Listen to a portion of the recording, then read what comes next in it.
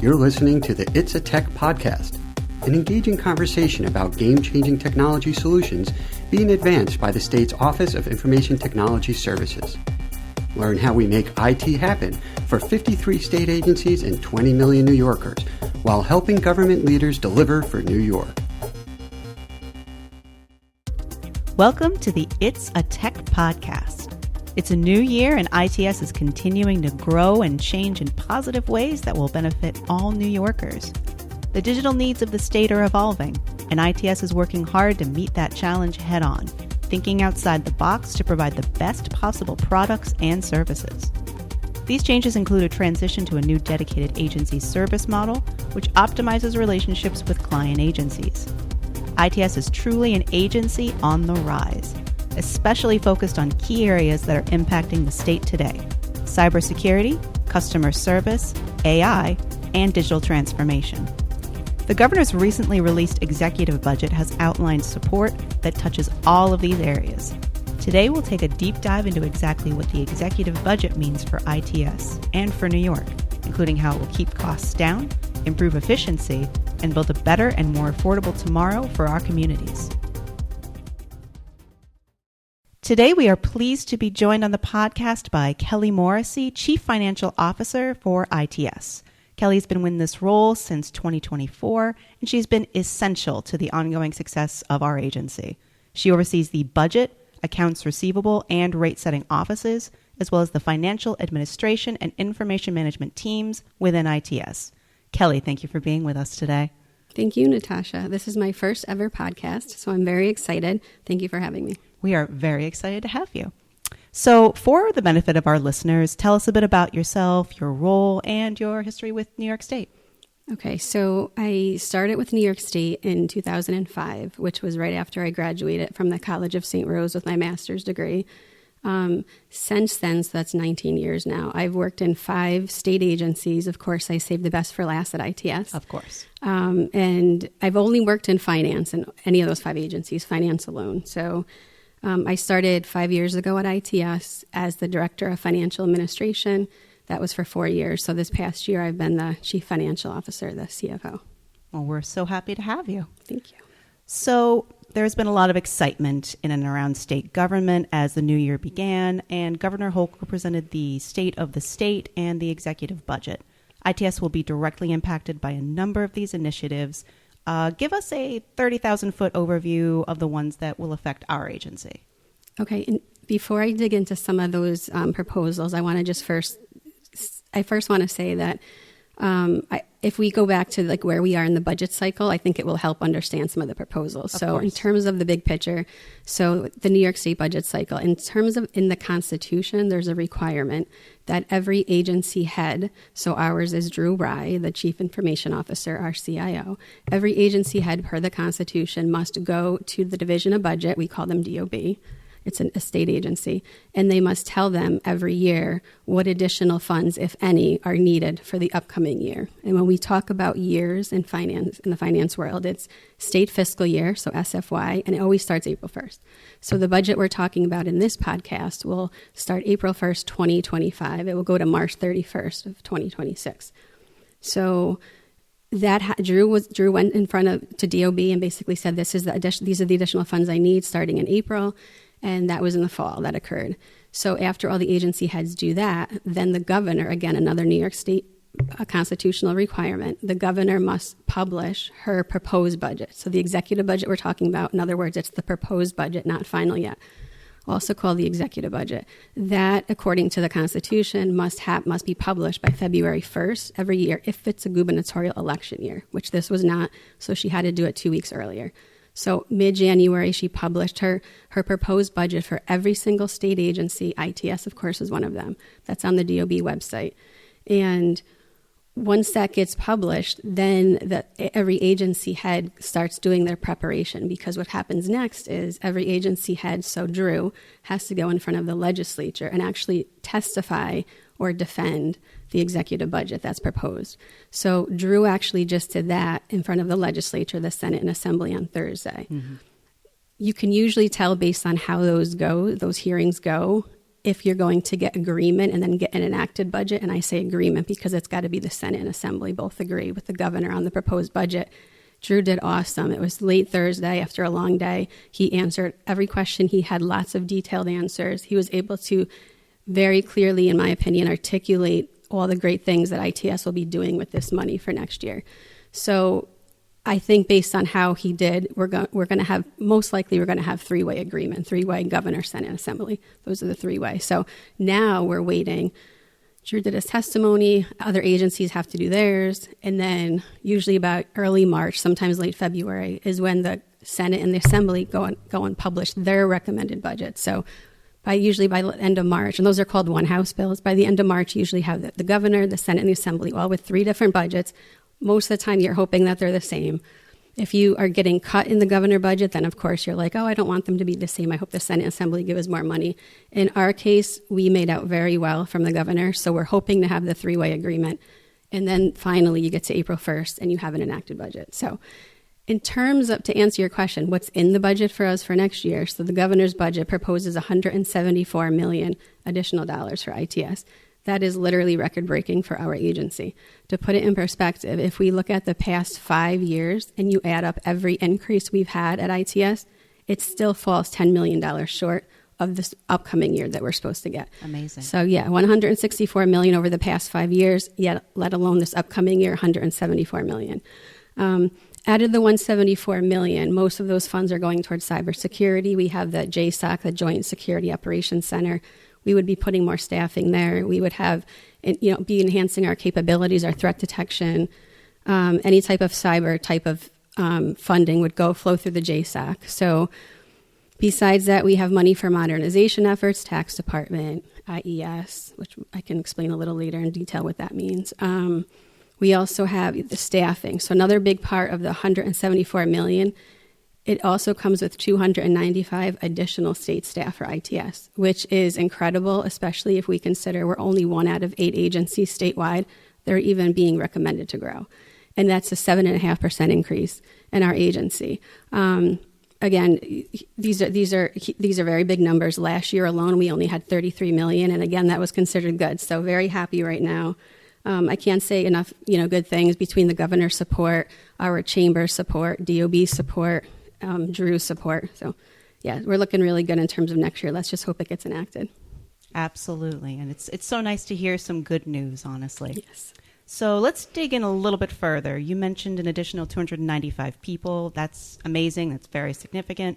We've talked a lot about right-sizing IT for New York. Can you explain a bit more what that means? Sure. Simply put, we can't stay on top of the ever-changing technology if we don't have the staffing. So this staffing boost that we're recommended to get, 295, will go a long way. Not only are we trying to stay on top of the technology that's always changing here at ITS, but even more importantly, we're really leading at the forefront. We have a whole agency. We have application developers. We have architects, etc.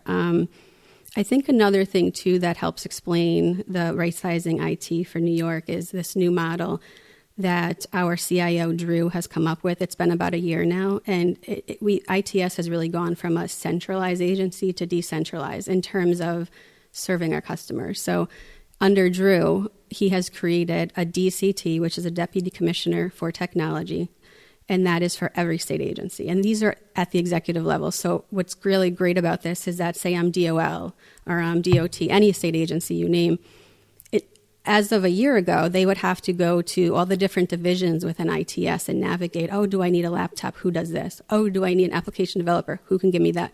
Now, under Drew, it's one point of contact. So the agency, it's much better. They can just, DOL needs something, they go to their one contact, their DCT at the executive level at ITS. That DCT has an entire team that supports him or her to basically get soup to nuts, anything done that the agency wants. So it's much more efficient, I believe. I think that also goes a long way in terms of right-sizing IT for New York. Streamlining the process, right? Exactly, right. Yes. You also mentioned cybersecurity. It's no secret that New York State is a target of nation states and domestic cyber criminals. ITS is responsible for protecting 50-plus state agencies, our customers, and running the statewide Joint Security Operations Center, which you mentioned, the JSOC, Can you talk a little bit more about that in the context of the budget? Sure. So out of the $174 million, the majority of those funds would be going towards the JSOC. So it's, increasing the staffing there. So we have the 295 new positions, many would go there. It's also, putting funding at the JSOC so that we're going to enhance our threat detection capabilities. We're going to, we'll have more penetrated, it's called pen testing, but penetration testing, exactly.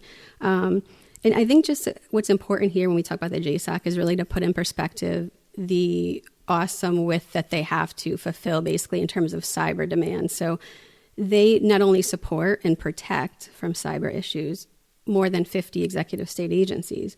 That's just on the state side. They also cover the locals. So they're actually supporting, defending, protecting, whatever, 100, that's actually more, a little over 100 counties, cities, villages, and towns. I mean, when we look at just the local piece alone, that's over a little more than 95,000 computers. It's incredible. It's incredible. These funds are, greatly needed there. So clearly, ITS, we have our work cut out for us, obviously.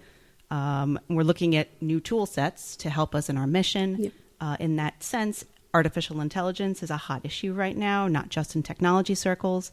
How will this additional funding and related initiatives impact how New York will leverage AI responsibly for the public good? Okay, great question. So to get into AI a little bit, so in this upcoming year, this budget year that we're talking about, we will, with those funds, we will provide AI training, education, upskilling for the New York State workforce. Also, in terms of AI, we're going to create an AI sandbox where that skill set can actually be enhanced and, can be worked in that sandbox and can be practiced. The good news is these things that I mentioned are already underway. So by the time we have the enacted budget, I think we're going to be able to effectuate all of those things pretty quickly. Hit the ground running. Exactly. I mean, AI also, which I think is pretty neat to think about, it's going to create a lot of efficiencies for our customers, for New Yorkers. I mean, think about the mundane tasks, the rote tasks that we all do, that we have to do in every agency. I mean, that will change. So not only will AI help replace that and streamline it and make it much faster, those processes, but think less human error too. So right. It's really a win-win. Helping our workforce do their jobs better. Exactly. Perfect. Speaking of New Yorkers, obviously, you've given an amazing overview, explained it very thoroughly, and we thank you for that very much. But in general, this is a little bit of inside baseball. So if we broaden this a little bit, how will the average New Yorker be directly impacted by the additional funding targeted to ITS? Like, what changes are they likely to see when it comes to government service delivery? I think the first two things come to mind right away, and I think we get the biggest audience here. So the first one I'll talk about is the taxpayers. So part of the funds that we're getting out of the $174 million would be going towards what we call tax modernization. So there's the New York State Department of Taxation and Finance. It's another state agency that we work very closely with. So think about, this would apply to any homeowner in New York State. This would apply to any taxpayer, which is the vast majority of people right there. A business owner, same thing. Any of these people that I mentioned, you are regularly dealing, even if it's only once a year, you're regularly dealing with the Department of Tax and Finance. So why am I saying that? Well, the funds that we have for next year will be modernizing those tax systems, many of them. So, if you're a taxpayer and you're filing taxes, or you're just asking, hey, where's my refund? This is going to be much, much faster for you, less frustrating. The systems will be way easier to use. So we will be upgrading those systems. We'll be continuing to upgrade because we've already done upgrading work as well. Mm-hmm. So, think about, faster processing times. Who can actually say they would not want their STAR check faster, or who would not want their tax refund faster into their pocket? These things will happen. Basically money will go into New Yorkers' pockets quicker with the enhancements that we're doing for tax.